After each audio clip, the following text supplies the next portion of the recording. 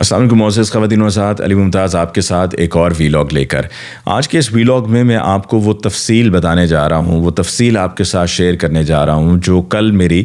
مزمل اسلم صاحب سے بات ہوئی، جو ایڈوائزر آن فائنینس ہیں ٹو سی ایم کے پی کے، اور یہ اس تناظر میں بات ہوئی کہ جب کل ہم نے دیکھا کہ عطا تارڑ صاحب نے field minister on information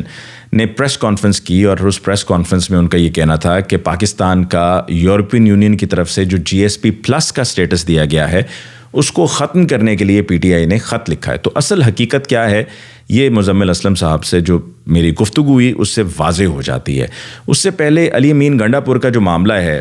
C M کے پی کے کا، جس میں الیکشن کمیشن آف پاکستان میں ایک درخواست دائر ہوتی ہے اور اس درخواست میں کہا گیا کہ جی ان کو نااہل قرار دیا جائے، تو الیکشن کمیشن آف پاکستان نے حیران کن طور پہ گو کہ یہ تو قابل سماعت ہی نہیں تھی، اس لیے قابل سماعت نہیں تھی کہ یہ معاملہ الیکشن کمیشن آف پاکستان کی جورسڈکشن میں نہیں آتا۔ وہ کیسے نہیں آتا میں اس کی طرف بھی آتا ہوں۔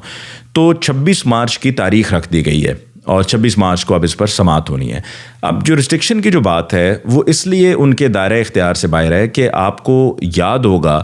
کہ جب توشہ خانہ کا کیس تھا تو اس میں اس وقت کے اسپیکر قومی اسمبلی راجہ پرویز اشرف صاحب نے یہ ریفرنس بھیجا تھا to election commission of Pakistan, اور پھر فیصلہ الیکشن کمیشن آف پاکستان نہیں کر سکتا کیونکہ الیکشن کمیشن آف پاکستان عدالت نہیں ہے، یہ معاملہ عدالت میں ہی جانا ہے۔ توشہ خانہ کا معاملہ بھی عدالت میں ہی اس پر سماعت ہوئی اور عدالت سے ہی فیصلہ آیا، تو اس میں الیکشن کمیشن آف پاکستان نے اس کو کیسے قابل سماعت قرار دے دیا؟ ہاں ایک صورت ہے، اور وہ صورت وہی ہے کہ پی ٹی آئی کو نقصان پہنچانے کے لیے، پی ٹی آئی کو دباؤ میں رکھنے کے لیے، ان پر دباؤ ڈالنے کے لیے، علی امین گنڈا پور پہ دباؤ ڈالنے کے لیے کہ وہ بطور سی ایم کے پی کے اپنا کام، اپنی ذمہ داری نبھانے کے بجائے ان چکروں میں الجھے رہیں، صرف یہی ایک وجہ بنتی ہے۔ اور یہ پچھلے 2 ماہ کی، اس سے پہلے بھی کئی واقعات ہیں لیکن پچھلے 2 ماہ میں ہی اگر آپ دیکھ لیں کہ الیکشن کمیشن آف پاکستان نے کیا کیا ہے، پری پول ریگنگ سے لے کے، پری پول الیکشن مینجمنٹ سے لے کے، اور الیکشن کے بعد بھی اب تک، تو اس سے بات ساری کھل کر، کچھ ڈھکی چھپی رہتی نہیں ہے، سب کھل کر سامنے آ جاتا ہے کہ یہی صرف ایک وجہ ہو سکتی ہے جو میں نے بھی آپ کے سامنے رکھی، جس وجہ سے اس کو قابل سماعت قرار دیا گیا، ورنہ تو بنتا ہی نہیں تھا کیونکہ ان کے دائرہ اختیار سے معاملہ باہر ہے۔ اب ہوگا کیا؟ ہوگا یہ کہ election commission of Pakistan, knowing election commission of Pakistan, فیصلہ دے گا علی امین گنڈا پور کے خلاف، اور اس فیصلے کے بعد ان کی یہی اپروچ ہوگی کہ جی ہم نے جو فیصلہ سنانا تھا سنا دیا، آپ چلے جائیں کسی بھی عدالت میں۔ تو چونکہ یہ معاملہ علی امین گنڈا پور کو لے کر ہے اور ان کا تعلق کے پی کے سے ہے، وہ اب سی ایم کے پی کے ہیں، تو اس پر فوری طور پر ریلیف حاصل کرنے کے لیے علی امین گنڈا پور رجوع کریں گے پشاور ہائی کورٹ سے، کیونکہ یہ معاملہ جورسڈکشن پشاور ہائی کورٹ کی بنتی ہے، وہاں سے سٹے مل جائے گا، کہا جائے گا سٹیٹس کو مینٹین کیا جائے، علی امین گنڈا پور بطور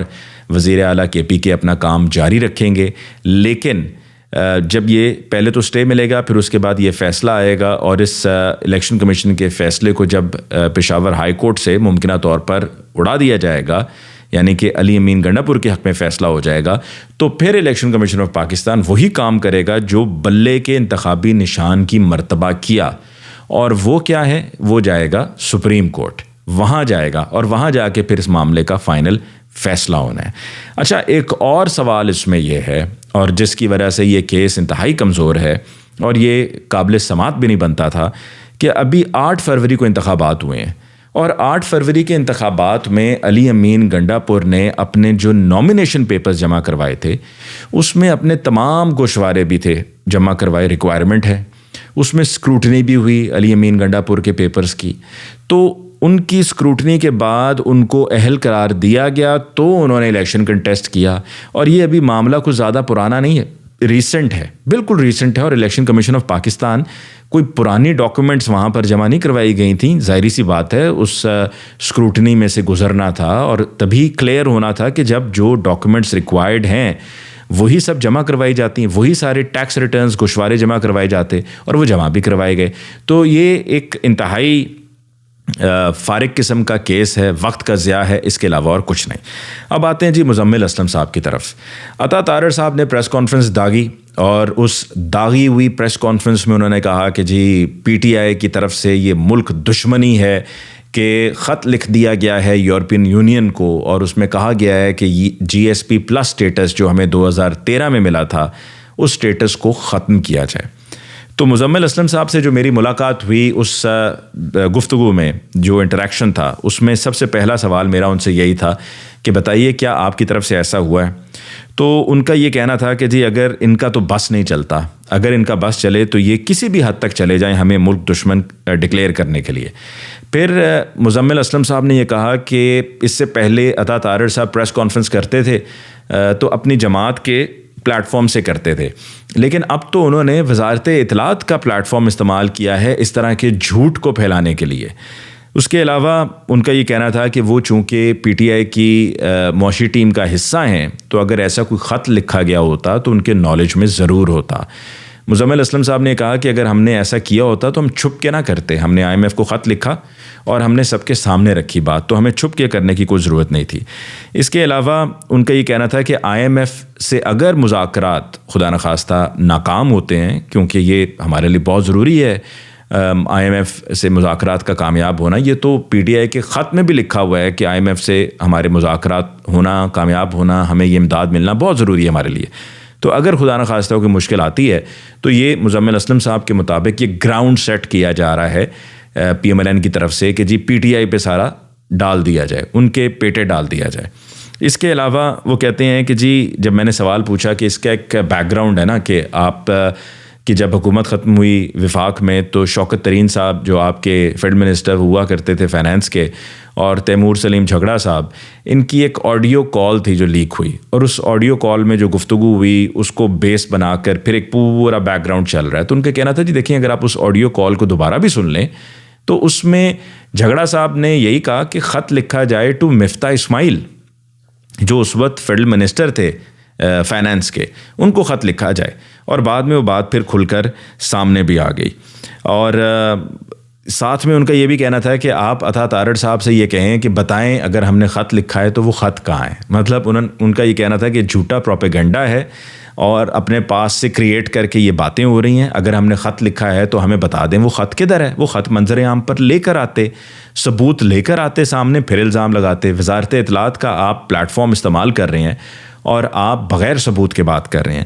اس کے علاوہ ان کا یہ کہنا تھا کہ یورپین یونین کا اپنا کرائیٹیریا ہے جب ہم جی ایس پی پلس اسٹیٹس کی بات کرتے ہیں، اور ان کا کہنا تھا کہ جی ان کے کرائیٹیریا میں یہ بھی شامل ہے کہ وہ بلاسفیمی لاز کو دیکھتے ہیں، پھر اس کے علاوہ وہ دیکھتے ہیں کہ جی کہیں ہیومن رائٹس وائلیشنز تو نہیں ہو رہی ہیں. تو یورپین یونین کا ایک اپنا کرائیٹیریا ہے جی ایس پی پلس اسٹیٹس کو لے کر، اور ہم نے یہ بھی کہنا تھا مزمل اسلم صاحب کا کہ ہم نے جی ایس پی پلس اسٹیٹس کو صحیح سے استعمال نہیں کیا. اس کے علاوہ مزمل اسلم صاحب کا یہ کہنا تھا کہ آئی ایم ایف پر یہ بات ڈالی گئی تھی P D M government, P D M 1 government کو کے حوالے سے. ان کا یہ کہنا تھا کہ جی کے پی کے اور پنجاب میں ہم الیکشن نہیں کروا سکتے، اور آئی ایم ایف پہ وہ ڈال رہے تھے، جبکہ آئی ایم ایف نے ایسا کچھ بھی نہیں کہا تھا. جس پر آئی ایم ایف نے تفصیل بتائی بھی، اور انہوں نے کہا کہ ہماری طرف سے کوئی ڈیلے نہیں تھا کہ ہم پر جو ڈالا جا رہا ہے کہ جی آئی ایم ایف نے کہا ہے کہ آپ کا بجٹ خسارہ ہے لہٰذا آپ ابھی الیکشنز نہ کروائیں، آپ کو سوٹ نہیں کرتا. اور پھر مزمل اسلم صاحب کا یہ بھی کہنا تھا کہ 10 مہینوں میں کی جو تاخیر ہوئی تھی آئی ایم ایف کی امداد آنے میں، یہ انہی کی حرکتوں کی وجہ سے ہوئی تھی. اس کے بعد پھر مزمل اسلم صاحب نے کہا کہ جب یہ آئی ایم ایف کا پروگرام ملا تو وہ عمران خان صاحب سے جب بات ہوئی تو پھر اس کے بعد یہ پروگرام ملا. اس کے علاوہ جب بات ہوئی کہ آپ کو اگر جو آپ پیسہ مانگ رہے ہیں وفاق سے اگر وہ نہیں ملتا تو آپ کیسے چلائیں گے، تو اس پر مزمل اسلم صاحب کا کہنا تھا کہ ہم کوئی امداد نہیں مانگ رہے جیسے کہ سندھ گورنمنٹ مانگتی ہے. وہ کہہ رہے تھے کہ سندھ گورنمنٹ نے پچھلے سال سیلاب میں بھی انہوں نے کہا کہ ہمیں رقم دی جائے جو ہماری ہے، ہمارا حصہ بنتا ہے، حق بنتا ہے، اس سے ہٹ کے امداد دی جائے فیڈرل گورنمنٹ کو کہا. پھر اس کی طرح انہوں نے کہا کہ جی کووڈ کے جب ٹائم تھا تب بھی ہم سے اسی طرح پیسے مانگ رہے تھے کہ مطلب جو ان کا بنتا تھا پیسہ اس سے زیادہ مانگ رہے تھے، وہ امداد کی مد میں تھا. اور ان کا تو یہ کہنا تھا کہ جی سندھ گورنمنٹ تو ٹڈی دل کے لیے بھی، اس کے خاتمے کے لیے بھی یہی کام کیا تھا کہ امداد اضافی پیسہ مانگ رہے تھے. ہم کوئی اضافی پیسہ نہیں مانگ رہے ہیں اور ہم نے وہی مانگا ہے جو ہمارا حق ہے. ان کا یہ کہنا تھا کہ جی کے پی کے 2 روپے کی بجلی پروڈیوس کر کے دیتا ہے جو کہ پھر آگے لوگوں کو صارفین کو 60 روپے میں ملتی ہے. ان کا کہنا تھا جی اگر یہ بجلی نہ ملے تو یہ جو 60 روپے کی ملتی ہے نا، یہ 100 روپے کی بھی آپ کو بھی نہ ملے. پھر اس کے علاوہ مزمل اسلم صاحب کا یہ کہنا تھا کہ جی صرف ان 2 روپے میں سے جو 2 روپے کی بجلی وفاق کو جاتی ہے اس میں سے صرف 1 روپے اور 10 پیسے ہمیں دینے ہیں. وفاق نے KPK کی گورنمنٹ کو صرف 1 روپیہ 10 پیسے دینے ہیں اور وہ بھی نہیں دے رہا ہے. ان کا یہ کہنا تھا کہ جو پرائیویٹ انڈیپینڈنٹ پاور پروڈیوسرز ہیں ان کے ساتھ جو معاہدے ہوئے ہیں ان معاہدوں کے مطابق ہم تو صرف 1 روپیہ 10 پیسہ کہہ رہے ہیں نا کہ ہمارا حق بنتا ہے. ہم 2 روپے کی آپ کو دے رہے ہیں, آپ آگے لوگوں کو 60 روپے کی دے رہے ہیں بجلی فی یونٹ, ہمارا صرف 1 روپیہ 10 پیسہ بنتا ہے. تو جو انڈیپینڈنٹ پاور پروڈیوسرز ہیں وہ تو آپ سے 30 روپے مانگتے ہیں اور 30 روپے آپ ان کو دیتے ہیں, اور ہم صرف 1 روپیہ 10 پیسے دے رہے ہیں. وہی 30 روپے کی بجلی آپ 60 روپے میں بیچ رہے ہیں, ادھر 2 روپے کی بجلی آپ 60 روپے میں بیچ رہے ہیں, اور آپ انہیں 30 روپے دے رہے ہیں اور آپ ہمیں جو ہے وہ ہمارا حق نہیں دے رہے. اس کے علاوہ مزمل اسلم صاحب سے جو مزید بات ہوئی اس میں ان کا یہ کہنا تھا کہ جو ہمارا یہ پروگرام ہے, جو ہمارا صحت کارڈ ہے, صحت کارڈ کے پروگرام کو لے کر مزمل اسلم صاحب کا یہ کہنا تھا کہ اس میں 30 ارب کے اخراجات ہیں سالانہ, اور کسی بھی آپ پرائیویٹ ہسپتال میں چلے جائیں تو آپ علاج کروا سکتے ہیں. ان کا مزید کہنا تھا کہ جی اس میں ماڈیفیکیشن کی ضرورت ہے, نئے ہاسپٹل شامل ہونے ہیں اور کچھ ڈی لسٹ ہونے ہیں, اور اگر کہیں پہ سرکاری ہسپتال ہے تو پھر سرکاری ہسپتال جا کر علاج کروانا ہوگا. نیا پاکستان ہاؤسنگ پروجیکٹ کا میں نے پوچھا کہ کیا آپ کا ارادہ ہے کہ KPK میں بھی نیا پاکستان ہاؤسنگ پروجیکٹ شروع کیا جائے. انہوں نے کہا جی بہت سی چیزیں کنسیڈریشن میں ہیں, چھوٹے دکانداروں کو قرض دیا جائے گا اور کم سود پر قرض دیا جائے گا. پھر جو کارخانے ہیں ہم ان کو یہ انسینٹو دیں گے, ان کو دعوت دیں گے کہ آپ KPK میں آ کے اپنے کارخانے لگائیں, آپ کو ہم سستی بجلی فراہم کریں گے. اس کے علاوہ انہوں نے کہا جو سابق چیف منسٹرز تھے ان کے جو مراد تھے وہ واپس لے لیے گئے ہیں. پھر مزمل اسلم صاحب کا کہنا تھا کہ ہم نے 10,000 کا راشن دیا ہے, KPK گورنمنٹ نے, پنجاب گورنمنٹ نے 3,500 کا دیا اور سندھ گورنمنٹ نے 5,000 کا راشن دیا ہے. تو ان کے کیا مالی حالات ٹھیک نہیں ہیں؟ ہمارے مالی حالات کی بات کرتے ہیں تو کیا ان کے مالی حالات ٹھیک نہیں ہیں یا ان کے مالی حالات ٹھیک ہیں, ان کی ترجیحات ٹھیک نہیں ہیں. پھر اس کے علاوہ مزمل اسلم صاحب نے کہا کہ سٹیزن پورٹل جو ہے اس کو دوبارہ سے شروع کیا جا رہا ہے تاکہ اگر کہیں پہ کوئی کرپشن ہو تو اس کی اطلاع دی جائے. مزید ان کا یہ کہنا تھا کہ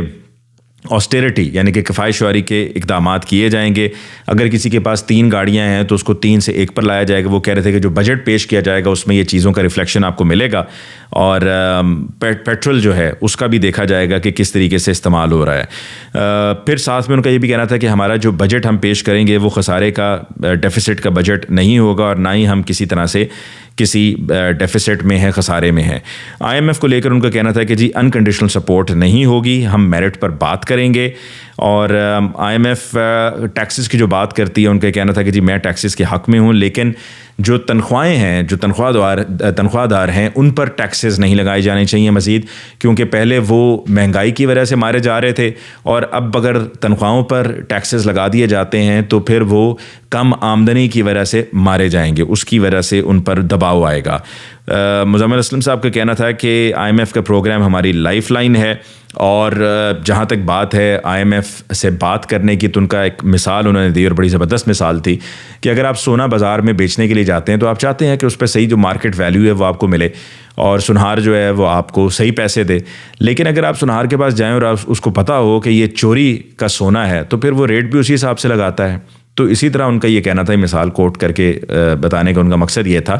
کہ اگر مینڈیٹ چوری کا ہوگا تو پھر آپ اس طریقے سے چیزوں پہ نیگوشیٹ IMF کے ساتھ نہیں کر سکتے ہیں, جبکہ جو صحیح معنوں میں عوام کے ووٹوں سے منتخب حکومت ہوگی تو اس کے پاس عوام کی بیکنگ ہوگی اور اس کی بنیاد پر وہ نیگوشیٹ بہتر کر سکیں گے. اور اس پر یہ سونے کی جو انہوں نے مثال دی ہے, سنہار کی جو انہوں نے مثال دی ہے, بڑی فٹ بیٹھتی ہے کہ اگر کسی سنہار کے پاس آپ چوری کا سونا لے کر جائیں گے اور اس کو نظر آ رہا ہوگا کہ چوری کا ہے تو پھر وہ ریٹ بھی اسی حساب سے لگائے گا. تو یہ وہ تفصیل تھی اس گفتگو کی جو میری